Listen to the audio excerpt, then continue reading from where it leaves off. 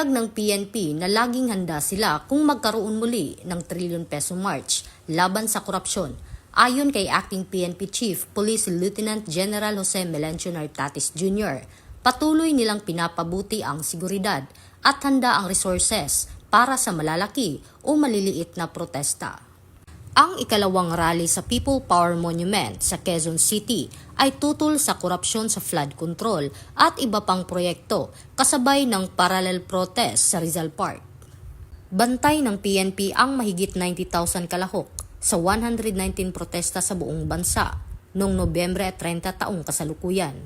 Ayon naman kay Acting PNP Chief Police Lieutenant General Jose Melencio Nartatis Jr., malaya ang pagpapahayag ng pananaw pero may hangganan kapag naapektuhan ang karapatan ng iba.